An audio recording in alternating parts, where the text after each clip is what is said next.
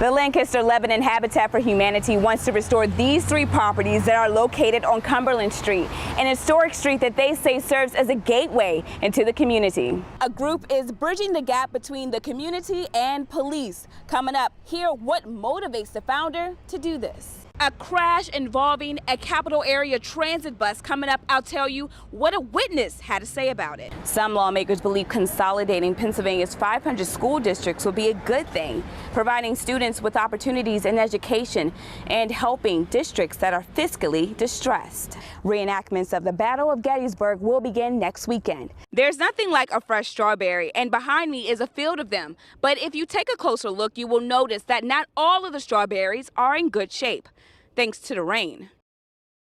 The Lancaster-Lebanon Habitat for Humanity wants to restore these 3 properties that are located on Cumberland Street, an historic street that they say serves as a gateway into the community. If you head down Cumberland Street, you will notice these 3 fire-damaged homes. I wish it would go away. It needs to be either really pretty or knock it down. It's an eyesore. The fire was 2 years ago. Fire officials call it the worst fire in downtown Lebanon since 1990. Since the fire, the homes have sat vacant.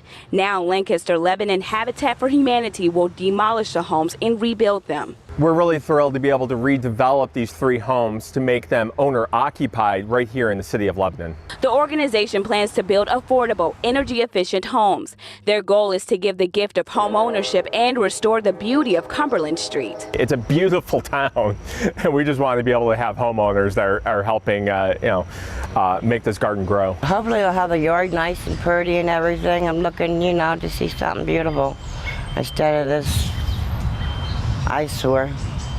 The organization will start restoring these 3 properties in late summer, early fall.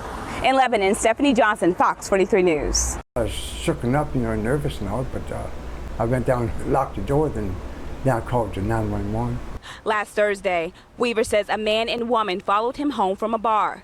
This is surveillance video from outside Weaver's front door.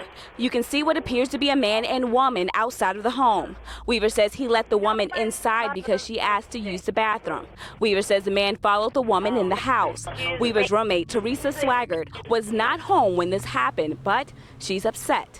It makes me angry that they would target him because he's elderly and he's just a tiny little man. What kind of person does that? Weaver says the man took his painkillers and his roommate's laptop. Neighbors say this is rare on the block. This area is relatively safe, but that's the problem. The people don't have anything else to do with their lives. They go to the neighborhoods that's safe and break in. So it happens. Now, Swaggart doesn't feel safe. I felt safe before in my home. Going in and out at night. I take the dogs out. Now I don't feel safe doing that anymore, at least until this man is caught. Police say this is an ongoing investigation. They're still trying to identify the suspects.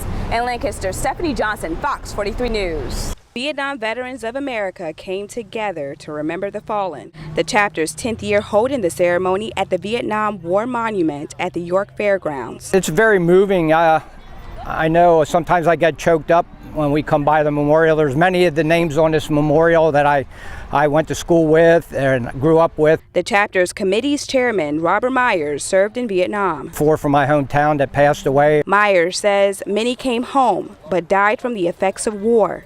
Now he encourages young soldiers to get help if they are suffering. Come back for a short time and they're deployed, so it's very stressful, and many of them suffer from traumatic brain injuries, PTSD, and the suicide rate is terrible. So seek help with the VA or any other organization that they feel comfortable working with.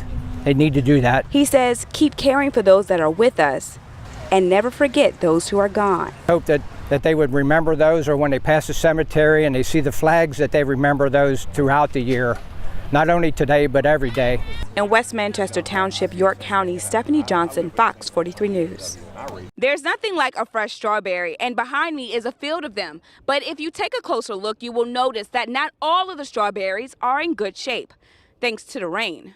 The co-owner of Cross the Creek Farm is frustrated this strawberry season. We are closing early today because we are running out of strawberries to be picked. Strawberries grow on the acre-and-a-half farm, but 20% of the land is waterlogged, and Lloyd has to close it off to customers, which creates a problem.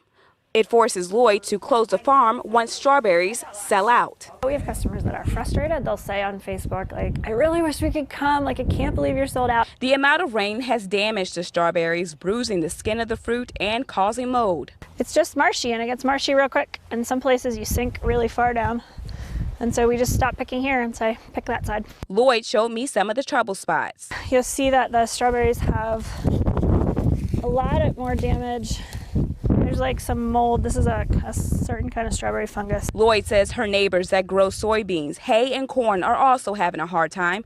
The saturated ground makes it difficult for farmers to plow their land with tractors. We have a neighbor over there has a whole section of that field that they're just not doing anything with because they can't actually drive a tractor through it without getting stuck. Although Mother Nature has not been kind, Lloyd says it comes with the territory. It's just farming, and you got to go with the weather and make adjustments.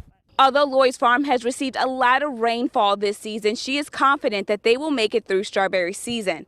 Cross the Creek Farm is open 6 days a week from 7 a.m. to 7 p.m. But again, lately they've been closing at noon. In Penn Township, Cumberland County, Stephanie Johnson, Fox 43 News.